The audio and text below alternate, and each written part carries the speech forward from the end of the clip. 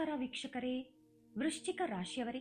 ಇದು ಕೇವಲ ಪ್ರತಿದಿನ ಯೂಟ್ಯೂಬ್ನಲ್ಲಿ ಬರುವ ಸಾಮಾನ್ಯ ಜ್ಯೋತಿಷ್ಯ ವಿಶ್ಲೇಷಣೆಯಲ್ಲ. ಇದು ಪೋತುಲೂರಿ ವೀರಬ್ರಹ್ಮೇಂದ್ರ ಸ್ವಾಮಿಗಳ ದಿವ್ಯವಾಣಿಯ ಆಧಾರದ ಮೇಲೆ ನಿಮ್ಮ ಭವಿಷ್ಯಕ್ಕೆ ದಾರಿ ತೋರಿಸುವ ಒಂದು ಅದ್ಭುತ ಮಾರ್ಗದರ್ಶನ. ಈ ಸೃಷ್ಟಿಯಲ್ಲಿ ಯಾವುದೂ ಸುಮ್ಮನೆ ನಡೆಯುವುದಿಲ್ಲ. ಎಲೆಗಳು ಗಾಳಿಗೆ ಅಲುಗಾಡಬೇಕೆಂದರೂ ಅದರಲ್ಲಿ ಒಂದು ದೈವ ಸಂಕಲ್ಪ ಅಡಗಿರುತ್ತದೆ.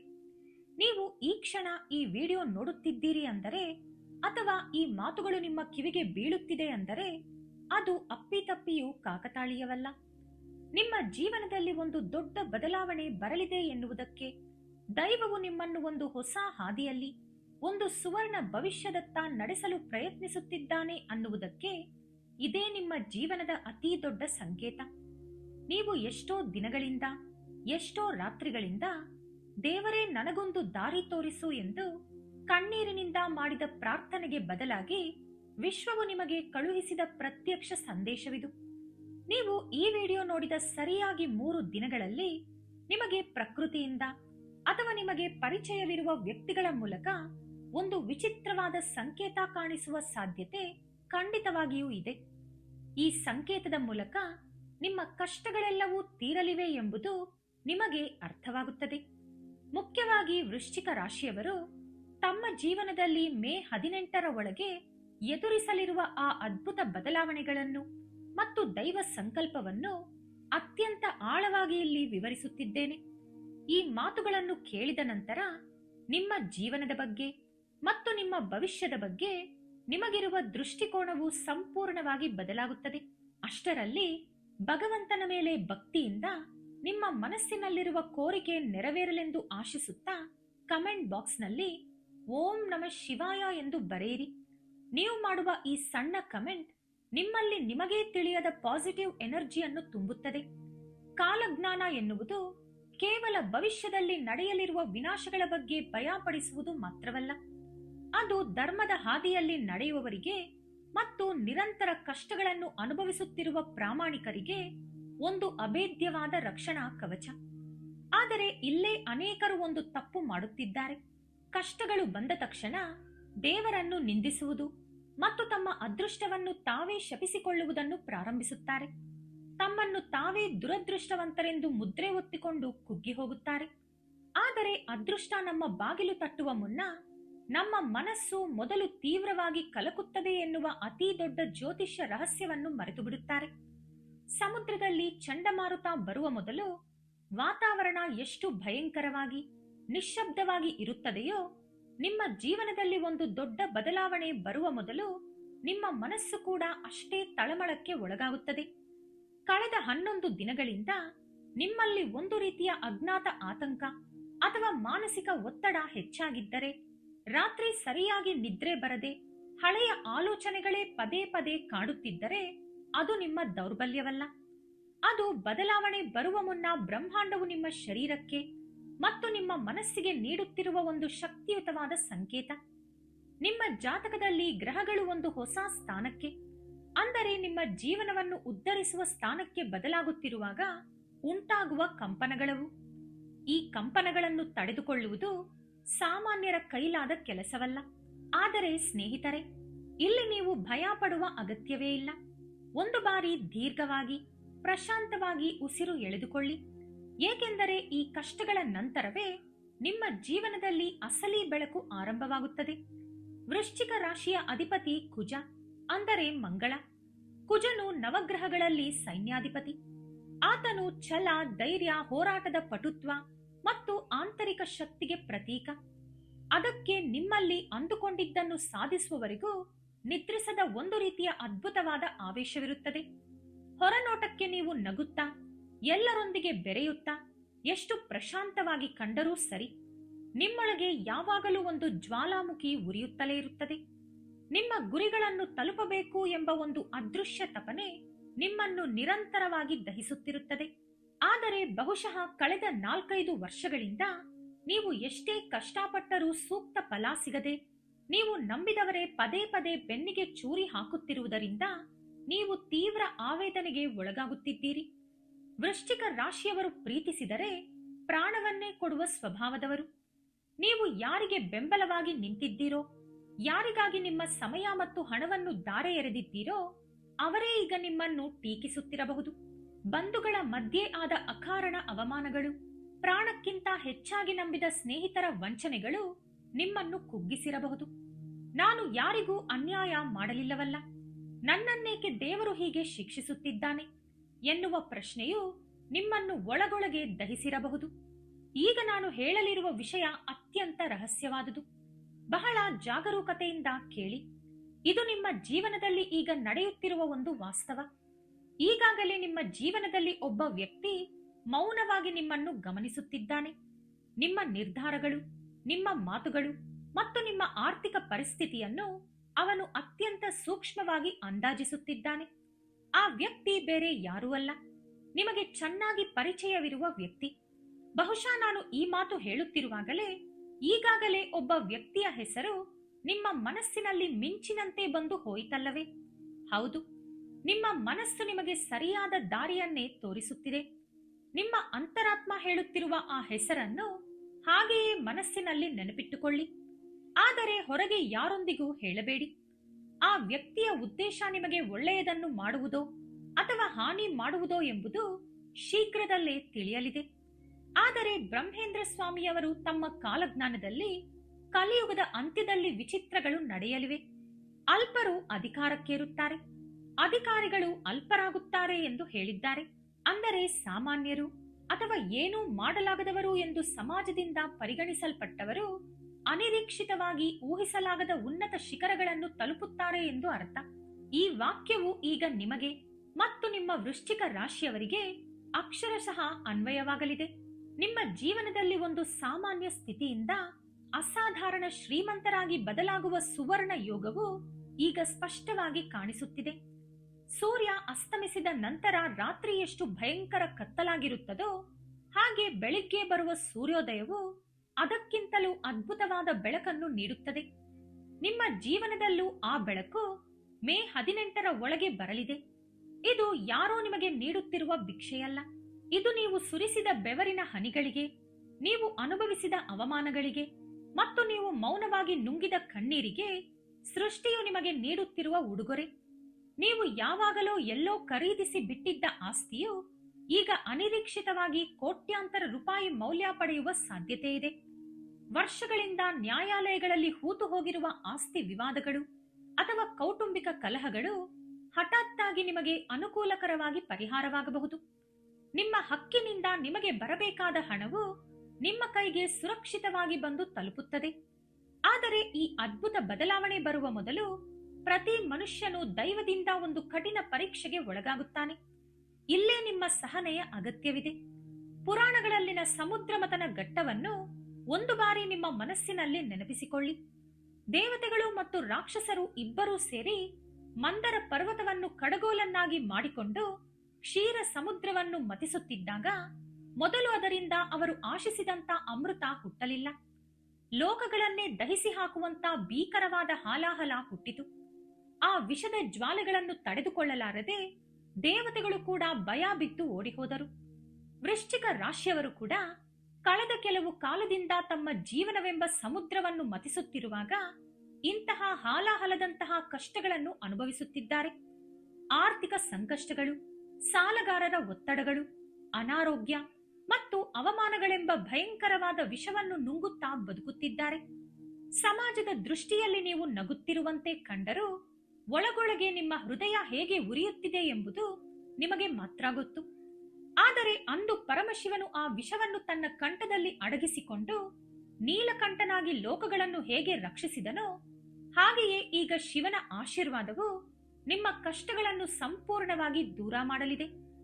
ಹಾಲಾಹಲದ ನಂತರ ಸಮುದ್ರದಿಂದ ಹೇಗೆ ಕೌಸ್ತುಭ ಮಣಿ, ಕಾಮಧೇನು, ಕಲ್ಪವೃಕ್ಷ ಮತ್ತು ಕೊನೆಯದಾಗಿ ದೇವತೆಗಳಿಗೆ ಪ್ರಾಣದಾನ ನೀಡುವ ಅಮೃತವು ಉದ್ಭವಿಸಿತೋ ಹಾಗೆಯೇ ನಿಮ್ಮ ಜೀವನದಲ್ಲೂ ಕೂಡ ಮೇ 18ರ ಒಳಗೆ ಅಷ್ಟೈಶ್ವರ್ಯಗಳು ಉದ್ಭವಿಸಲಿವೆ. ಮಿತ್ರರೇ, ಕಷ್ಟಗಳು ಬಂದಿವೆ ಎಂದು ಅಥವಾ ಯಾರೋ ಏನೋ ಮಾತು ಅಂದರು ಎಂದು ಯಾವತ್ತೂ ಕುಗ್ಗಿ ಹೋಗಬೇಡಿ. ನೀವು ಅನುಭವಿಸುತ್ತಿರುವ ಈ ಕಷ್ಟಗಳೆಲ್ಲವೂ ತಾತ್ಕಾಲಿಕ ಮಾತ್ರ. ಈ ಕತ್ತಲ ಕೋಣೆಯಿಂದ ನಿಮ್ಮನ್ನು ಸುರಕ್ಷಿತವಾಗಿ ಹೊರಗೆ ಕರೆತರಲು ಭಗವಂತನು ಈ ಕಾಲವನ್ನು ಒಂದು ಸೇತುವೆಯಂತೆ ಬಳಸುತ್ತಿದ್ದಾನೆ. ನೀವು ಎಷ್ಟೋ ಜನ್ಮಗಳಲ್ಲಿ ಮಾಡಿದ ಪುಣ್ಯವು ಈಗ ನಿಮಗೆ ರಕ್ಷಣಾ ಕವಚದಂತೆ ನಿಲ್ಲಲಿದೆ. ಆದರೆ ನಿಮ್ಮ ಕೈಗೆ ಹಣ ಬಂದಾಗ ಮನುಷ್ಯನಿಗೆ ತಿಳಿಯದೆಯೇ ಒಂದು ಅಪಾಯಕಾರಿ ಅಹಂಕಾರ ತಲೆಗೇರುವ ಅಪಾಯವಿದೆ. ಪುರಾಣಗಳ ಪ್ರಕಾರ ಬಲಿಚಕ್ರವರ್ತಿಯು ಮಹಾನ್ ದಾನಿ ಮತ್ತು ಪುಣ್ಯಾತ್ಮನಾಗಿದ್ದರೂ ತಾನೊಬ್ಬನೇ ದಾನ ಮಾಡಬಲ್ಲೆ ಎನ್ನುವ ಒಂದು ಸಣ್ಣ ಅಹಂಕಾರದಿಂದ ಮೆರೆದ ಕಾರಣ ವಾಮನ ರೂಪದಲ್ಲಿ ಬಂದ ಭಗವಂತನ ಕೈಯಲ್ಲಿ ತನ್ನ ಸರ್ವಸ್ವವನ್ನು ಕಳೆದುಕೊಂಡ. ಅಹಂಕಾರ ಹೆಚ್ಚಾದರೆ ಅಂಧಕಾರ ಬರುತ್ತದೆ. ವೃಶ್ಚಿಕ ರಾಶಿಯವರು ತಮ್ಮ ಅದೃಷ್ಟವನ್ನು ನೋಡಿ ಹೆಮ್ಮೆ ಪಟ್ಟು ಎಲ್ಲರಿಗೂ ದೊಡ್ಡದಾಗಿ ಹೇಳಿಕೊಳ್ಳುತ್ತಾ ತಿರುಗಿದರೆ ಅದು ತೀವ್ರವಾದ ದೃಷ್ಟಿದೋಷಕ್ಕೆ ದಾರಿಯಾಗುತ್ತದೆ. ವಿಡಿಯೋ ಸ್ಕಿಪ್ ಮಾಡುತ್ತಿರುವ ಅಥವಾ ಮಧ್ಯದಲ್ಲಿ ನಿಲ್ಲಿಸುತ್ತಿರುವವರು ಈ ಅತ್ಯಂತ ಮುಖ್ಯವಾದ ವಿಷಯವನ್ನು ಹಾಗೂ ಒಂದು ದೊಡ್ಡ ಅಪಾಯದ ಮುನ್ಸೂಚನೆಯನ್ನು ಮಿಸ್ ಮಾಡಿಕೊಳ್ಳುತ್ತೀರಿ. ನರದೃಷ್ಟಿಗೆ ಕಲ್ಲು ಕೂಡ ಒಡೆಯುತ್ತದೆ ಎನ್ನುವ ಗಾದೆಯನ್ನು ನಮ್ಮ ಹಿರಿಯರು ಸುಮ್ಮನೆ ಹುಟ್ಟುಹಾಕಿಲ್ಲ. ಅದರ ಹಿಂದೆ ಒಂದು ದೊಡ್ಡ ವೈಜ್ಞಾನಿಕ ಮತ್ತು ಆಧ್ಯಾತ್ಮಿಕ ಸತ್ಯ ಅಡಗಿದೆ. ನಿಮ್ಮ ಸುತ್ತಮುತ್ತಲಿರುವ ವ್ಯಕ್ತಿಗಳಲ್ಲಿ ಯಾರು ನಿಮ್ಮ ನಿಜವಾದ ಒಳಿತನ್ನು ಬಯಸುತ್ತಿದ್ದಾರೆ ಮತ್ತು ಯಾರು ನಿಮ್ಮ ನಾಶವನ್ನು ಒಳಗೊಳಗೆ ಬಯಸುತ್ತಿದ್ದಾರೆ ಎಂದು ತಿಳಿಯುವುದು ಬಹಳ ಕಷ್ಟ. ಒಬ್ಬ ಸಂಬಂಧಿಕ ಅಥವಾ ಸ್ನೇಹಿತ ನಿಮ್ಮ ಮನೆಗೆ ಬಂದು ನಿಮ್ಮ ಮನೆ ಎಷ್ಟು ಚೆನ್ನಾಗಿದೆ, ನೀವೆಷ್ಟು ಸಂತೋಷವಾಗಿದ್ದೀರಿ ಎಂದು ನಗುಮುಖದಿಂದ ಹೇಳಬಹುದು. ಆದರೆ ಅವರ ಮನಸ್ಸಿನಲ್ಲಿರುವ ಅಸೂಯೆ ಎಂಬ ನಕಾರಾತ್ಮಕ ಶಕ್ತಿ ನಿಮ್ಮ ಮನೆಯ ಮೇಲೆ ಬಿದ್ದ ಮರುಕ್ಷಣವೇ ಮನೆಯಲ್ಲಿ ಯಾವುದೋ ಒಂದು ವಸ್ತು ಹಾಳಾಗುವುದು ಅಥವಾ ಪತಿ ಪತ್ನಿಯರ ನಡುವೆ ಅಕಾರಣವಾಗಿ ಜಗಳಗಳು ನಡೆಯುವುದು ಸಂಭವಿಸುತ್ತದೆ. ಇದೇ ನರದೃಷ್ಟಿ ಅಂದರೆ. ನಿಮ್ಮ ಮುಂದೆ ಪ್ರೀತಿಯಿಂದ ನಗುತ್ತಾ ಮಾತನಾಡುವವರು ಕೂಡ ನಿಮ್ಮ ಏಳಿಗೆಯನ್ನು ಕಂಡು ಅಸೂಯೆ ಪಡುವ ಅಪಾಯ 100ಕ್ಕೆ 100ರಷ್ಟಿದೆ. ಅಸೂಯೆ ಎಂಬುದು ನಿಮ್ಮ ಅದೃಷ್ಟವನ್ನು ಮೆಲ್ಲನೆ ಆವಿಯಾಗಿಸುತ್ತದೆ. ಬ್ರಹ್ಮೇಂದ್ರ ಸ್ವಾಮಿಯವರು ತಮ್ಮ ತತ್ವಗಳಲ್ಲಿ ಹೇಳಿದಂತೆ ಬಾಯಿ ಒಳ್ಳೆಯದಾದರೆ ಊರು ಒಳ್ಳೆಯದಾಗುತ್ತದೆ. ಆದರೆ ಈ ನಿರ್ಣಾಯಕ ಅದೃಷ್ಟವು ನಿಮ್ಮ ಬಾಗಿಲು ತಟ್ಟುತ್ತಿರುವ ಈ ಸಮಯದಲ್ಲಿ ನೀವು ಸಾಧ್ಯವಾದಷ್ಟು ಮೌನವಾಗಿರುವುದೇ ನಿಮಗೆ ಶ್ರೀರಾಮ ರಕ್ಷೆ. ಮುಖ್ಯವಾಗಿ ಮೇ 10ರಿಂದ 18ರ ನಡುವಿನ ಅವಧಿಯು ನಿಮ್ಮ ಜೀವನದ ಅತ್ಯಂತ ನಿರ್ಣಾಯಕ ಘಟ್ಟವಾಗಿದೆ. ಆ 8 ದಿನಗಳು ನಿಮ್ಮ ಜಾತಕದಲ್ಲಿ ಗ್ರಹಗಳು ಅತಿ ಶಕ್ತಿಯುತ ಸ್ಥಿತಿಯಲ್ಲಿರುತ್ತವೆ. ಈ ಸಮಯದಲ್ಲಿ ನಿಮಗೆ ತಿಳಿಯದ ವ್ಯಕ್ತಿಗಳು ಬಂದು ನಿಮ್ಮನ್ನು ವ್ಯಾಪಾರದಲ್ಲಿ ಪಾಲುದಾರರಾಗಲು ಕೇಳಬಹುದು ಅಥವಾ ಎಲ್ಲಾದರೂ ಹೂಡಿಕೆ ಮಾಡಿದರೆ ರಾತ್ರೋರಾತ್ರಿ 2ರಷ್ಟು ಲಾಭ ಬರುತ್ತದೆ ಎಂದು ನಿಮಗೆ ದೊಡ್ಡ ಆಸೆ ತೋರಿಸಬಹುದು. ಯಾರು ಎಷ್ಟೇ ವಿಧದಲ್ಲಿ ಒತ್ತಡ ಮಾಡಿದರು ಅಥವಾ ಎಷ್ಟೇ ಉಬ್ಬಿಸಿದರೂ ಖಂಡಿತವಾಗಿಯೂ ನಿರಾಕರಿಸಿ. ನಿಮ್ಮ ಹಣ ನಿಮ್ಮ ಕೈಯಲ್ಲೇ, ನಿಮ್ಮ ಬ್ಯಾಂಕ್ ಖಾತೆಯಲ್ಲೇ ಭದ್ರವಾಗಿರಲಿ. ಯಾರಿಗಾದರೂ ಸಾಲ ನೀಡಿದರೆ ಅದು ನಿಮ್ಮ ಕೈಗೆ ಮರಳಿ ಬರುವುದಿಲ್ಲ. ಅಷ್ಟೇ ಅಲ್ಲದೆ ಆ ವ್ಯಕ್ತಿಯೊಂದಿಗೆ ಶಾಶ್ವತ ಶತ್ರುತ್ವ ಉಂಟಾಗುತ್ತದೆ. ಈ ಒಂದು ವಿಷಯ ನಿಮ್ಮ ಜೀವನದಲ್ಲಿ ಈಗಾಗಲೇ ಮೊದಲಾಗಿದ್ದರೆ ಅಥವಾ ನಡೆದಿದ್ದರೆ ಬದಲಾವಣೆ ತುಂಬಾ ಹತ್ತಿರದಲ್ಲಿದೆ ಎಂದೇ ಅರ್ಥ. ನಿಮ್ಮ ಫೋನ್ಗೆ ಬರುವ ಒಂದು ಕರೆ ಅಥವಾ ಸಣ್ಣ ವಾಟ್ಸ್ಆಪ್ ಸಂದೇಶವು ಮೇಲ್ನೋಟಕ್ಕೆ ಬಹಳ ಸಾಮಾನ್ಯವೆಂದು ಕಂಡರೂ ಅದು ನಿಮ್ಮ ಭವಿಷ್ಯದ ಬಗ್ಗೆ ಒಂದು ದೊಡ್ಡ ನಿರ್ಧಾರಕ್ಕೆ ಕಾರಣವಾಗುತ್ತದೆ. ಬಹುಶಃ ಈ ವಿಡಿಯೋ ಮುಗಿಯುವಷ್ಟರಲ್ಲಿ ಅಥವಾ ನಾಳೆಯ ಸೂರ್ಯೋದಯದ ಒಳಗಾಗಿಯೂ ನಿಮಗೆ ಆ ಊಹಿಸಲಾಗದ ಫೋನ್ ಕರೆ ಬರಬಹುದು. ಅದಕ್ಕೆ ಅತ್ಯಂತ ಜಾಗರೂಕರಾಗಿರಿ. ನಿಮಗೆ ಎಂದಿನಿಂದಲೂ ಬರಬೇಕಿದ್ದ ಒಂದು ಪ್ರಮುಖ ಮಾಹಿತಿ ಅಥವಾ ದಾಖಲೆಯು ವಿಳಂಬವಾಗುತ್ತಾ ಬರುತ್ತಿದೆ. ಅದು ಯಾವಾಗ ಬರುವುದೋ ಎಂದು ನೀವು ಕಾಯುತ್ತಿದ್ದೀರಿ. ಆದರೆ ಅದು ಬಂದ ಆ ಒಂದು ಕ್ಷಣ ನಿಮ್ಮ ಆಲೋಚನೆಯ ಹಾದಿಯೇ ಸಂಪೂರ್ಣವಾಗಿ ಬದಲಾಗುತ್ತದೆ. ಹಿಂದೆ ನೀವು ಅರ್ಧಕ್ಕೆ ಬಿಟ್ಟ ಒಂದು ಕೆಲಸ, ಮಧ್ಯದಲ್ಲಿ ನಿಲ್ಲಿಸಿದ ಒಂದು ಆಲೋಚನೆ ಅಥವಾ ಒಬ್ಬ ಹಳೆ ಸ್ನೇಹಿತ ಮತ್ತೆ ನಿಮ್ಮ ಮುಂದೆ ಬರಬಹುದು. ವೃಶ್ಚಿಕ ರಾಶಿಯವರು ಸಹಜವಾಗಿಯೇ ಅತ್ಯಂತ ಆಳವಾದ ಚಿಂತಕರು. ಯಾವುದನ್ನು ಕುರುಡಾಗಿ ನಂಬುವುದಿಲ್ಲ. ನಿಮ್ಮಲ್ಲಿ ಅದ್ಭುತವಾದ ಸಂಶೋಧನಾ ಕೌಶಲ್ಯ ಮತ್ತು ಒಬ್ಬ ಡಿಟೆಕ್ಟಿವ್ನಂತಹ ಬುದ್ಧಿವಂತಿಕೆ ಇರುತ್ತದೆ. ನೀವೊಂದು ಕೆಲಸವನ್ನು ಪ್ರಾರಂಭಿಸಿದರೆ ಅದನ್ನು ಹೇಗಾದರೂ ಮಾಡಿ ಪೂರ್ಣಗೊಳಿಸುವವರೆಗೆ ಸುಮ್ಮನೆ ಬಿಡುವುದಿಲ್ಲ. ಆದರೆ ಕಳೆದ ಕೆಲವು ಸಮಯದಿಂದ ಪರಿಸ್ಥಿತಿಗಳು ಸಹಕರಿಸದ ಕಾರಣ ನೀವು ಕೈ ಹಾಕಿದ ಪ್ರತಿಯೊಂದು ಕೆಲಸವೂ ವಿಫಲವಾದ್ದರಿಂದ ನಿಮ್ಮನ್ನು ನೀವೇ ಕಡಿಮೆ ಅಂದಾಜಿಸಿಕೊಳ್ಳುತ್ತಾ ತೀವ್ರ ನಿರಾಶೆಗೆ ಒಳಗಾಗಿರಬಹುದು. ನನ್ನಿಂದ ಇನ್ನೇನೂ ಸಾಧ್ಯವಿಲ್ಲ, ನನ್ನ ಹಣೆ ಬರಹ ಇಷ್ಟೇ ಎಂಬ ಭಯಂಕರವಾದ ನಕಾರಾತ್ಮಕ ಆಲೋಚನೆಗೆ ಜಾರಿ ಹೋಗಿರಬಹುದು. ರಾಮಾಯಣದಲ್ಲಿ ಒಂದು ಅದ್ಭುತವಾದ ಸ್ಫೂರ್ತಿದಾಯಕ ಘಟ್ಟವಿದೆ. ಅಪಾರವಾದ ಸಾಗರವನ್ನು ದಾಟಲು ವಾನರ ಸೈನ್ಯವು ಸಮುದ್ರದ ದಂಡೆಯ ಮೇಲೆ ನಿಂತು ಈ ಸಮುದ್ರವನ್ನು ದಾಟಿ ಆಚೆ ದಡಕ್ಕೆ ಹೇಗೆ ಹೋಗುವುದು ಎಂದು ಯೋಚಿಸುತ್ತಿದ್ದಾಗ ಎಲ್ಲರಿಗಿಂತಲೂ ಶಕ್ತಿವಂತನಾದ ಹನುಮಂತನು ಮಾತ್ರ ತನ್ನ ಶಕ್ತಿಯನ್ನು ತಾನೇ ಮರೆತು ಒಂದು ಮೂಲೆಯಲ್ಲಿ ಏನೂ ಮಾಡಲಾಗದವನಂತೆ ಮೌನವಾಗಿ ಕುಳಿತಿರುತ್ತಾನೆ. ಆದರೆ ವಯಸ್ಸಿನಲ್ಲಿ ಹಿರಿಯವನಾದ ಜಾಂಬವಂತನು ಹೋಗಿ ಹನುಮಂತನ ಜನ್ಮ ರಹಸ್ಯವನ್ನು, ಅವರ ಅಪಾರ ಬಲವನ್ನು ಮತ್ತು ಸೂರ್ಯನನ್ನೇ ಹಣ್ಣೆಂದು ಭಾವಿಸಿ ನುಂಗಲು ಹೋದ ಧೈರ್ಯವನ್ನು ನೆನಪಿಸುತ್ತಾರೆ. ಜಾಂಬವಂತನು ಹನುಮಂತನಿಗೆ ಶಕ್ತಿಯನ್ನು ನೆನಪಿಸಿದ್ದು ಎಂತಹ ಮಹತ್ ಕಾರ್ಯಕ್ಕೆ ದಾರಿಯಾಯಿತೆಂದು ನಮ್ಮೆಲ್ಲರಿಗೂ ತಿಳಿದಿದೆ. ಅಲ್ಲಿಯವರೆಗೆ ಮೌನವಾಗಿದ್ದ ಹನುಮಂತನು ವಿಶ್ವರೂಪ ತಾಳಿ ಸಮುದ್ರವನ್ನೇ ದಾಟಿದನು. ಈಗ ಈ ವಿಡಿಯೋದ ಮೂಲಕ, ಈ ಕಾಲಜ್ಞಾನದ ಎಚ್ಚರಿಕೆಯ ಮೂಲಕ ನಾನೊಬ್ಬ ಜಾಂಬವಂತನಂತೆ ನಿಮ್ಮಲ್ಲಿ ಅಡಗಿರುವ ಆ ಅಪಾರ ಶಕ್ತಿಯನ್ನು ನಿಮಗೆ ನೆನಪಿಸುತ್ತಿದ್ದೇನೆ. ನೀವು ಸಾಮಾನ್ಯರಲ್ಲ. ನೀವು ಮನಸ್ಸು ಮಾಡಿದರೆ ಸಾಧಿಸಲಾಗದ್ದು ಈ ಸೃಷ್ಟಿಯಲ್ಲಿ ಯಾವುದೂ ಇಲ್ಲ. ನಿರಾಶೆಯನ್ನು ಬಿಟ್ಟುಬಿಡಿ. ವಿಕ್ರಮಾರ್ಕನು ಮರದ ಮೇಲಿರುವ ಬೇತಾಳನನ್ನು ಹಿಡಿಯಲು ಎಷ್ಟೇ ಬಾರಿ ವಿಫಲನಾದರೂ ಪದೇ ಪದೇ ಹೇಗೆ ಪ್ರಯತ್ನಿಸಿದನೋ ಅಂತಹ ಛಲವು ನಿಮ್ಮ ರಕ್ತದಲ್ಲೂ ಹರಿಯುತ್ತಿದೆ. ನಿಮ್ಮ ಶಕ್ತಿಯನ್ನು ಎಚ್ಚರಿಸಿಕೊಳ್ಳಿ. ಈಗ ನಾನು ಹೇಳಲಿರುವ ವಿಷಯವು ವೃಶ್ಚಿಕ ರಾಶಿಯವರು ಎಲ್ಲರಿಗೂ ಅನ್ವಯಿಸದಿರಬಹುದು. ಆದರೆ ಯಾರಿಗೆ ಅನ್ವಯಿಸುತ್ತದೋ ಅವರು ಈ ಕ್ಷಣದಲ್ಲೇ ತಮ್ಮ ಎದೆಯ ಮೇಲೆ ಕೈಯಿಟ್ಟುಕೊಂಡು ಗುರುತಿಸುತ್ತಾರೆ. ನಿಮ್ಮ ಮನೆಯಲ್ಲಿ ಕಳೆದ ಕೆಲವು ದಿನಗಳಿಂದ ವಾತಾವರಣವು ಸ್ವಲ್ಪ ತೀವ್ರವಾದ ಒತ್ತಡದಿಂದ ಕೂಡಿರಬಹುದು. ಪತಿ ಪತ್ನಿಯರ ನಡುವೆಯಾಗಲಿ ಅಥವಾ ಅಣ್ಣ ತಮ್ಮಂದಿರ ನಡುವೆಯಾಗಲಿ ಸಣ್ಣ ಪುಟ್ಟ ಮಾತುಗಳ ವೈಮನಸ್ಸು ಅಥವಾ ಅಕಾರಣವಾದ ಮನಸ್ತಾಪಗಳು ಉಂಟಾಗಿರಬಹುದು. ಒಬ್ಬರ ಮಾತು ಇನ್ನೊಬ್ಬರಿಗೆ ಇಷ್ಟವಾಗದಿರುವುದು, ಸಣ್ಣ ವಿಷಯಕ್ಕೆ ಕೋಪ ಬರುವುದು ನಡೆಯುತ್ತಿರಬಹುದು. ಆದರೆ ನೆನಪಿಡಿ, ಅದೇ ಒಂದು ದೊಡ್ಡ ಬದಲಾವಣೆಯ ಮೊದಲು ಕಾಣಿಸಿಕೊಳ್ಳುವ ಅತಿ ದೊಡ್ಡ ಸೂಚನೆ. ಒಂದು ದೊಡ್ಡ ಅವಕಾಶ ನಿಮ್ಮ ಜೀವನಕ್ಕೆ ಬರುವ ಮೊದಲು ನಿಮಗೆ ಹತ್ತಿರವಿರುವವರಲ್ಲಿ ಅಥವಾ ನಿಮ್ಮ ರಕ್ತ ಸಂಬಂಧಿಗಳಲ್ಲಿ ಯಾರೋ ಒಬ್ಬರು ನಿಮ್ಮ ಸಹನೆಯನ್ನು ತೀವ್ರವಾಗಿ ಪರೀಕ್ಷಿಸುವ ಪರಿಸ್ಥಿತಿ ಬರುತ್ತದೆ. ಇಲ್ಲಿ ನೀವು ಸಮತೋಲನ ತಪ್ಪಬಾರದು.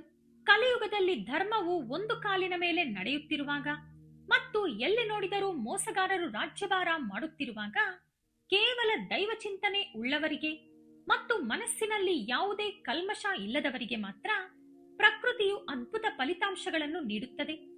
ನೀವು ಎದುರಿಸಿದ ಪ್ರತಿಯೊಂದು ಅವಮಾನವು ನಾಳೆ ನಿಮ್ಮ ಯಶಸ್ಸಿಗೆ ಒಂದು ಬಲವಾದ ಮೆಟ್ಟಿಲಾಗಲಿದೆ. ಹಿಂದೆ ನಿಮ್ಮನ್ನು ಯಾರು ಕೀಳಾಗಿ ನೋಡಿದ್ದರೋ, ನಿಮ್ಮ ಬಳಿ ಹಣವಿಲ್ಲವೆಂದು ಯಾರು ಗೇಲಿ ಮಾಡಿದ್ದರೋ ಅಂತಹವರೇ ಈಗ ನಿಮ್ಮ ಅದ್ಭುತ ಏಳಿಗೆಯನ್ನು ಕಂಡು ಬೆರಗಾಗುತ್ತಾರೆ. ನಾನು ಖಂಡಿತವಾಗಿ ಹೇಳುತ್ತಿದ್ದೇನೆ, ನಿಮ್ಮ ಸಹಾಯಕ್ಕಾಗಿ ಅವರೇ ಸ್ವತಃ ನಿಮ್ಮ ಮನೆ ಬಾಗಿಲಿಗೆ ಬರುವ ದಿನಗಳು ಅತಿ ಶೀಘ್ರದಲ್ಲೇ ಬರಲಿವೆ. ಆದರೆ ಆ ಸಮಯದಲ್ಲಿ ನೀವು ಪ್ರತೀಕಾರದ ಹಂಬಲದಿಂದ ಅಥವಾ ಹಳೆಯ ಹಗೆತನವನ್ನು ಮನಸ್ಸಿನಲ್ಲಿಟ್ಟುಕೊಂಡು ಅವರನ್ನು ಅವಮಾನಿಸಬೇಡಿ. ಕರುಣೆಯಿಂದ ವರ್ತಿಸಿ. ಮರದಲ್ಲಿ ಕಾಯಿಗಳು ತುಂಬಿದಾಗ ಅದು ಹೇಗೆ ನೆಲಕ್ಕೆ ಬಾಗುತ್ತದೆಯೋ ಹಾಗೆಯೇ ಸಂಪತ್ತು ಮತ್ತು ಅಧಿಕಾರ ಹೆಚ್ಚಾದಂತೆ ನೀವು ಮತ್ತಷ್ಟು ವಿನಯವಂತರಾಗಬೇಕು. ವೃಶ್ಚಿಕ ರಾಶಿಯವರಿಗೆ 6ನೇ ಇಂದ್ರಿಯ ಅಂದರೆ 6th ಸೆನ್ಸ್ ಬಹಳ ಬಲವಾಗಿ ಕೆಲಸ ಮಾಡುತ್ತದೆ. ನಡೆಯಲಿರುವ ಅಪಾಯವನ್ನು ಮೊದಲೇ ಪತ್ತೆ ಹಚ್ಚುವ ಶಕ್ತಿಯನ್ನು ದೇವರು ನಿಮಗೆ ವರವನ್ನಾಗಿ ನೀಡಿದ್ದಾರೆ. ಯಾರಾದರೂ ಬಂದು ನಿಮ್ಮ ಬಳಿ ಸುಳ್ಳು ಹೇಳುತ್ತಿರುವಾಗ ನೀವು ಮೇಲ್ನೋಟಕ್ಕೆ ನಂಬುತ್ತಿರುವಂತೆ ನಟಿಸಿದರೂ ನಿಮ್ಮ ಮನಸ್ಸು ಅವರು ಸುಳ್ಳು ಹೇಳುತ್ತಿದ್ದಾರೆಂದು ಖಂಡಿತವಾಗಿಯೂ ಪತ್ತೆ ಹಚ್ಚುತ್ತದೆ. ನಿಮ್ಮ ಅಂತರ್ವಾಣಿಯು ನಿಮಗೆ ಯಾವಾಗಲೂ ಸರಿಯಾದ ಮಾರ್ಗವನ್ನು ತೋರಿಸುತ್ತದೆ. ಅದನ್ನು ಮಾತ್ರ ನಂಬಿ, ಇತರರ ಮಾತುಗಳನ್ನಲ್ಲ. ನಿಲ್ಲಿ. ಇಲ್ಲೇ ಬ್ರಹ್ಮೇಂದ್ರ ಸ್ವಾಮಿಯವರ ಮಾತುಗಳ ಅಸಲಿ ಗೂಢಾರ್ಥ ಬಯಲಾಗುತ್ತದೆ. ಅದೃಷ್ಟ ಬರುವ ಮೊದಲು ವಿಶ್ವ ಅಥವಾ ದೇವರು ನಮಗೆ ಕೆಲವು ಖಚಿತವಾದ ಸೂಚನೆಗಳನ್ನು ಕೊಡುತ್ತಾರೆ. ಮುಂಜಾನೆ ನಿದ್ದೆಯಿಂದ ಎಚ್ಚರಗೊಳ್ಳುವ ಸಮಯದಲ್ಲಿ ಅಥವಾ ಬ್ರಹ್ಮ ಮುಹೂರ್ತದಲ್ಲಿ ನಿಮ್ಮ ಕನಸಿನಲ್ಲಿ ದೇವಸ್ಥಾನದ ಗಂಟೆಗಳ ಶಬ್ದ ಪದೇ ಪದೇ ಕೇಳಿಸುವುದು, ಬಿಳಿಯ ಹಸು ತನ್ನ ಕರುವಿಗೆ ಪ್ರೀತಿಯಿಂದ ಹಾಲುಣಿಸುತ್ತಿರುವಂತೆ ಕಾಣುವುದು, ಹಚ್ಚ ಹಸಿರಿನ ಪೈರುಗಳು ಗಾಳಿಗೆ ತೂಗುತ್ತಿರುವಂತೆ ಅಥವಾ ಸ್ವಚ್ಛವಾದ ನೀರು ಹರಿಯುತ್ತಿರುವಂತೆ ಕಾಣಿಸಿದರೆ ನಿಮಗೆ ಸಾಕ್ಷಾತ್ ಮಹಾಲಕ್ಷ್ಮೀ ದೇವಿಯ ಕಟಾಕ್ಷ ಸಂಪೂರ್ಣವಾಗಿ ಲಭಿಸಲಿದೆ ಎಂದು ಅರ್ಥ. ಈ ಶುಭ ಲಕ್ಷಣಗಳು ಕಂಡರೆ ಯಾರೊಂದಿಗೂ, ಕನಿಷ್ಠ ನಿಮ್ಮ ಮನೆಯವರೊಂದಿಗೂ ಹೇಳಿಕೊಳ್ಳಬೇಡಿ. ಮನಸ್ಸಿನಲ್ಲಿಯೇ ದೇವರಿಗೆ ನಮಸ್ಕರಿಸಿಕೊಳ್ಳಿ. ನಮ್ಮ ಪುರಾಣಗಳಲ್ಲಿ ಕುಚೇಲನು ಎಂತಹ ಕಡು ಬಡತನದಲ್ಲಿದ್ದರೂ ಧರ್ಮವನ್ನು ಬಿಡಲಿಲ್ಲ. ತನ್ನ ಬಾಲ್ಯದ ಗೆಳೆಯನಾದ ಕೃಷ್ಣ ಪರಮಾತ್ಮನನ್ನು ದರ್ಶಿಸಲು ಹೋದಾಗ ತನ್ನ ಬಳಿ ಏನೂ ಇಲ್ಲದಿದ್ದರೂ ಒಂದು ಹಳೆಯ ಬಟ್ಟೆಯಲ್ಲಿ ಒಂದು ಹಿಡಿ ಅವಲಕ್ಕಿಯನ್ನು ಅಪಾರ ಪ್ರೀತಿಯಿಂದ ತೆಗೆದುಕೊಂಡು ಹೋದನು. ಕೃಷ್ಣನು ಆ ಅವಲಕ್ಕಿಯನ್ನು ಅತಿ ಇಷ್ಟದಿಂದ ಸ್ವೀಕರಿಸಿ ಕುಚೇಲನು ಬಾಯಿ ಬಿಟ್ಟು ಕೇಳದಿದ್ದರೂ ಆತನಿಗೆ ಅಷ್ಟೈಶ್ವರ್ಯಗಳನ್ನು ಮತ್ತು ಭವನಗಳನ್ನು ಪ್ರಸಾದಿಸಿದನು. ಭಗವಂತನಿಗೆ ಬೇಕಾಗಿರುವುದು ನಿಮ್ಮ ಆಸ್ತಿಯಲ್ಲ, ನಿಮ್ಮ ಸ್ವಚ್ಛವಾದ ಭಕ್ತಿ, ಹಾಗೆ ನೀವು ಮಾಡುವ ಸಣ್ಣ ಪುಣ್ಯ ಕಾರ್ಯ ಮತ್ತು ನಿಮ್ಮ ನಿಸ್ವಾರ್ಥ ಭಕ್ತಿಯು ಈಗ ನಿಮಗೆ ಕುಚೇಲನಂತೆ ಬೆಟ್ಟದಷ್ಟು ಅದೃಷ್ಟವನ್ನು ತಂದುಕೊಡುತ್ತದೆ. ನೀವು ಪ್ರತಿದಿನ ಮುಂಜಾನೆ ಸೂರ್ಯೋದಯಕ್ಕಿಂತ ಮುಂಚೆಯೇ ಎದ್ದು ಸ್ನಾನ ಮಾಡಿಕೊಂಡು ಸೂರ್ಯದೇವರಿಗೆ ತಾಮ್ರದ ಪಾತ್ರೆಯಲ್ಲಿ ಅರ್ಘ್ಯವನ್ನು ಅರ್ಪಿಸುವುದು ರೂಢಿ ಮಾಡಿಕೊಳ್ಳಿ. ಓಂ ನಮೋ ನಾರಾಯಣಾಯ ಎಂಬ ಅಷ್ಟಾಕ್ಷರಿ ಮಂತ್ರವನ್ನು ಜಪಿಸುವುದರಿಂದ ನಿಮ್ಮ ಸುತ್ತಲೂ ಒಂದು ಅಭೇದ್ಯವಾದ ನಕಾರಾತ್ಮಕ ವಲಯ, ಅಂದರೆ ಪಾಸಿಟಿವ್ ಶೀಲ್ಡ್ ನಿರ್ಮಾಣವಾಗುತ್ತದೆ. ಇದು ನಕಾರಾತ್ಮಕ ಶಕ್ತಿಯನ್ನು ನಿಮ್ಮ ಹತ್ತಿರ ಸುಳಿಯದಂತೆ ಮಾಡುತ್ತದೆ. ಪ್ರತಿ ಮಂಗಳವಾರ ದುರ್ಗಾದೇವಿ ಅಥವಾ ಸುಬ್ರಹ್ಮಣ್ಯ ಸ್ವಾಮಿಯನ್ನು ಆರಾಧಿಸುವುದರಿಂದ ನಿಮಗೆ ಎದುರಾಗುವ ವಿಘ್ನಗಳು ಸುಲಭವಾಗಿ ದೂರವಾಗುತ್ತವೆ. ಸ್ನೇಹಿತರೆ, ಈ ಆಧ್ಯಾತ್ಮಿಕ ಸಾಧನೆಗಳು ನಿಮ್ಮನ್ನು ಯಾವುದೇ ಅಪಾಯದಿಂದಲಾದರೂ ಸುರಕ್ಷಿತವಾಗಿ ಕಾಪಾಡುತ್ತದೆ. ಆದ್ದರಿಂದ ಕಿಂಚಿತ್ತೂ ಆತಂಕ ಪಡಬೇಡಿ. ನೀವು ಇಲ್ಲಿಯವರೆಗೆ ಕೇಳಿದ್ದೆಲ್ಲವೂ ಒಂದು ಎತ್ತಾದರೆ ಅಸಲಿ ಅತ್ಯಂತ ಪ್ರಮುಖವಾದ ವಿಷಯ ಈಗ ಪ್ರಾರಂಭವಾಗುತ್ತದೆ. ವೃಶ್ಚಿಕ ರಾಶಿಯವರ ಕೋಪದ ಬಗ್ಗೆ ನಾವು ಖಂಡಿತವಾಗಿಯೂ ಮಾತನಾಡಲೇಬೇಕು. ನಿಮಗೆ ಅಕಸ್ಮಾತ್ತಾಗಿ ಇದ್ದಕ್ಕಿದ್ದಂತೆ ನಿಮಗೆ ತಿಳಿಯದಷ್ಟು ಆಣೆಕಟ್ಟು ಒಡೆದ ಹಾಗೆ ಕೋಪ ಬರುತ್ತದೆ. ಆ ಕೋಪ ಬಂದಾಗ ನೀವು ಎದುರಿಗಿರುವವರ ಸ್ಥಾನವೇನು, ಅವರ ವಯಸ್ಸೇನು ಎಂದು ಆಲೋಚಿಸುವುದಿಲ್ಲ. ಆವೇಶದಲ್ಲಿ ನಿಮ್ಮ ಬಾಯಿಂದ ಬರುವ ಮಾತುಗಳು ನೇರವಾಗಿ ಬಾಣಗಳಂತೆ ಅವರ ಹೃದಯಕ್ಕೆ ಚುಚ್ಚುತ್ತವೆ. ನಂತರ ನೀವು ಎಷ್ಟೇ ಮರುಗಿದರೂ ಅಥವಾ ಕ್ಷಮೆ ಕೇಳಿದರೂ ಆ ಸಂಬಂಧ ಮೊದಲಿನಂತೆ ಇರುವುದಿಲ್ಲ. ಮೇ 18ರ ಒಳಗೆ ನೀವು ಈ ಕೋಪವನ್ನು 100% ಪೂರ್ಣವಾಗಿ ಹತೋಟಿಯಲ್ಲಿ ಇಟ್ಟುಕೊಳ್ಳಬೇಕು. ನಿಮ್ಮ ಕುಟುಂಬದ ಸದಸ್ಯರೊಂದಿಗೆ ಯಾವುದೇ ಸಣ್ಣ ಜಗಳಕ್ಕೂ ಇಳಿಯಬೇಡಿ. ಮನೆಯಲ್ಲಿ ಪ್ರಶಾಂತವಾದ ವಾತಾವರಣ ಮತ್ತು ನಗು ಇದ್ದರೆ ಮಾತ್ರ ಲಕ್ಷ್ಮೀ ದೇವಿಯು ಅಲ್ಲಿ ನೆಲೆಸುತ್ತಾಳೆ. ಮುಖ್ಯವಾಗಿ ನಿಮ್ಮ ಮನೆಯಲ್ಲಿರುವ ಸ್ತ್ರೀಯರನ್ನು ಅತ್ಯಂತ ಗೌರವಿಸಿ.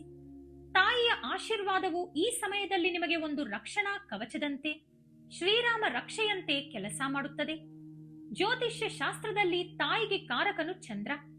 ಚಂದ್ರನು ಮನಸ್ಸಿಗೂ ಕಾರಕನಾಗಿದ್ದಾನೆ. ಆದ್ದರಿಂದ ತಾಯಿಯನ್ನು ಸಂತೋಷಪಡಿಸುವುದರಿಂದ ಮತ್ತು ಆಕೆಯೊಂದಿಗೆ ಪ್ರೀತಿಯಿಂದ ಮಾತನಾಡುವುದರಿಂದ ನಿಮ್ಮ ಜಾತಕದಲ್ಲಿರುವ ಚಂದ್ರ ದೋಷಗಳು ನಿವಾರಣೆಯಾಗಿ ನಿಮ್ಮ ಮನಸ್ಸಿಗೆ ಅದ್ಭುತವಾದ ಪ್ರಶಾಂತತೆ ಲಭಿಸುತ್ತದೆ. ನಿಮಗೆ ಬರಲಿರುವ ಧನಯೋಗವು ಕೇವಲ ಬ್ಯಾಂಕ್ನಲ್ಲಿರುವ ನಗದಿನ ರೂಪದಲ್ಲಿ ಮಾತ್ರವಲ್ಲದೆ ಭೌತಿಕ ಆಸ್ತಿಗಳ ರೂಪದಲ್ಲಿಯೂ ಬರಲಿದೆ. ಬ್ರಹ್ಮೇಂದ್ರ ಸ್ವಾಮಿಯವರ ಕಾಲಜ್ಞಾನದಲ್ಲಿ ಉತ್ತರ ದಿಕ್ಕಿನಿಂದ ಒಂದು ಸುದ್ದಿ ಕೇಳಿಬರುವುದು. ಅದು ನಿನ್ನ ಜೀವನದ ಹಾದಿಯನ್ನೇ ಬದಲಿಸುವುದು ಎಂದು ಸ್ಪಷ್ಟವಾಗಿ ಹೇಳಲಾಗಿದೆ. ವಾಸ್ತುಶಾಸ್ತ್ರದ ಪ್ರಕಾರ ಉತ್ತರ ದಿಕ್ಕು ಕುಬೇರನ ಸ್ಥಾನ. ಕುಬೇರನು ಸಂಪತ್ತಿನ ಅಧಿಪತಿ.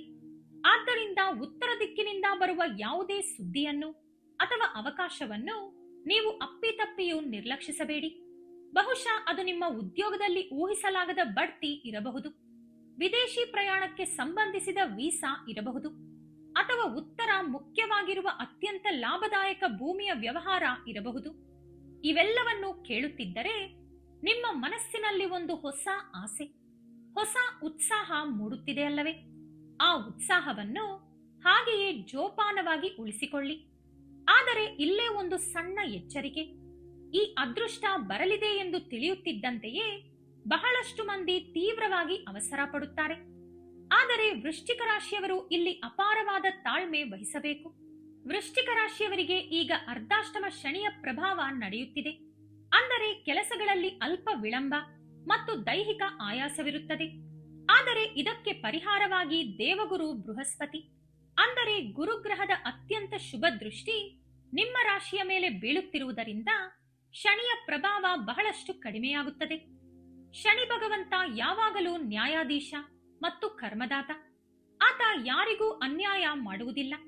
ನಿಮ್ಮ ನಿರಂತರ ಕಷ್ಟಕ್ಕೆ ತಕ್ಕ ಅದ್ಭುತ ಫಲಿತಾಂಶವನ್ನು ದೇವರು ಸರಿಯಾದ ಸಮಯದಲ್ಲಿ ಖಂಡಿತವಾಗಿಯೂ ನೀಡುತ್ತಾರೆ. ಗುರುಗ್ರಹವು ನಿಮ್ಮ ಮೇಲೆ ತನ್ನ ಅಮೃತ ದೃಷ್ಟಿಯನ್ನು ಬೀರುತ್ತಿರುವ ಈ ಶುಭ ಸಮಯದಲ್ಲಿ ನೀವು ಮುಟ್ಟಿದ್ದೆಲ್ಲವೂ ಚಿನ್ನವಾಗುವ ಅವಕಾಶವಿದೆ. ಮಣ್ಣನ್ನು ಮುಟ್ಟಿದರೂ ಅದು ಮಾಣಿಕ್ಯವಾಗಿ ಬದಲಾಗುತ್ತದೆ. ಆದರೆ ದೇವರು ನಿಮಗೆ ಕೇವಲ ಅವಕಾಶಗಳನ್ನು ಮಾತ್ರ ನೀಡುತ್ತಾನೆ.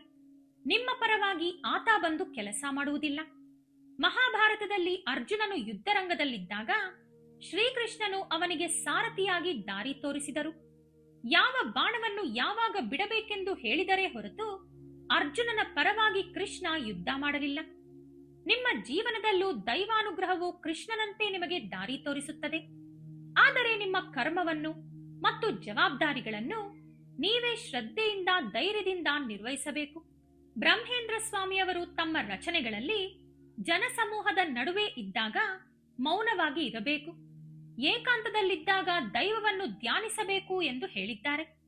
10 ಜನ ಇರುವಲ್ಲಿ ಅಥವಾ 4ರ ಮಧ್ಯೆ ಕುಳಿತು ಮಾತನಾಡುವ ಜಾಗದಲ್ಲಿ ಅನವಶ್ಯಕ ಚರ್ಚೆಗಳಿಂದ ದೂರ ಇರಿ. ಮುಖ್ಯವಾಗಿ ರಾಜಕೀಯ, ಜಾತಿ ಅಥವಾ ಧರ್ಮದ ಬಗ್ಗೆ ಚರ್ಚಿಸುವಾಗ ನಿಮ್ಮ ಅಭಿಪ್ರಾಯಗಳನ್ನು ಕಠಿಣವಾಗಿ ಅಥವಾ ಆವೇಶದಿಂದ ಹೇಳಬೇಡಿ. ವೃಶ್ಚಿಕ ರಾಶಿಯವರು ತಮಗೆ ಸರಿ ಎನಿಸಿದ್ದನ್ನು ಮುಖದ ಮೇಲೆ ನಿರ್ಭಯವಾಗಿ ಹೇಳಿಬಿಡುತ್ತಾರೆ. ಆದರೆ ಪ್ರಸ್ತುತ ಸಮಾಜದ ಪರಿಸ್ಥಿತಿಯಲ್ಲಿ ಅದು ನಿಮಗೆ ಅನವಶ್ಯಕ ಶತ್ರುಗಳನ್ನು ತಂದುಕೊಡುತ್ತದೆ. ನಿಮ್ಮ ಶಕ್ತಿಯನ್ನು ಮತ್ತು ಆಲೋಚನೆಗಳನ್ನು ನಿಮ್ಮೊಳಗೆ ಬಚ್ಚಿಟ್ಟುಕೊಳ್ಳಿ. ಇದನ್ನು ಕೇಳಿದ ನಂತರ ಕಳೆದ ಕೆಲವು ದಿನಗಳ ಘಟನೆಗಳು ನಿಮಗೆ ಸ್ಪಷ್ಟವಾಗಿ ನೆನಪಿಗೆ ಬರುತ್ತವೆ. ಯಾರಿಗಾದರೂ ಸಾಕ್ಷ್ಯವಿಲ್ಲದೆ ಹಣ ನೀಡಿ ಮೋಸ ಹೋದ ದಿನಗಳು ನೆನಪಾಗುತ್ತವೆ. ಗ್ರಹಗತಿಗಳು ಬದಲಾಗುತ್ತಿರುವ ಈ ಸಂಧಿಕಾಲದಲ್ಲಿ ನೀವು ಮಾಡುವ ಸಣ್ಣ ಕಾಗದ ಪತ್ರಗಳ ತಪ್ಪುಗಳು ಅಥವಾ ದಾಖಲಾತಿಗಳ ಅಂದರೆ ಡಾಕ್ಯುಮೆಂಟೇಶನ್ ಲೋಪಗಳು ಭವಿಷ್ಯದಲ್ಲಿ ದೊಡ್ಡ ಕಾನೂನು ಅಥವಾ ಕೋರ್ಟ್ ಸಮಸ್ಯೆಗಳಿಗೆ ದಾರಿಯಾಗಬಹುದು. ನಿಮ್ಮ ಆರೋಗ್ಯದ ವಿಷಯದಲ್ಲಿ ಅಜಾಗರೂಕತೆ ಬೇಡ. ಕೆಲಸದ ರಾಕ್ಷಸರಂತೆ ದುಡಿಯುತ್ತಾ ಊಟ ಮತ್ತು ನಿದ್ರೆಯನ್ನು ಮರೆಯಬೇಡಿ. ಸರಿಯಾದ ಸಮಯಕ್ಕೆ ಆಹಾರ ಮತ್ತು ಸಾಕಷ್ಟು ವಿಶ್ರಾಂತಿ ತೆಗೆದುಕೊಳ್ಳುವುದು ನಿಮ್ಮ ಮೇಧಸ್ಸು ಚುರುಕಾಗಿ ಕೆಲಸ ಮಾಡುವಂತೆ ಮತ್ತು ಉತ್ತಮ ನಿರ್ಧಾರಗಳನ್ನು ತೆಗೆದುಕೊಳ್ಳುವಂತೆ ಮಾಡುತ್ತದೆ.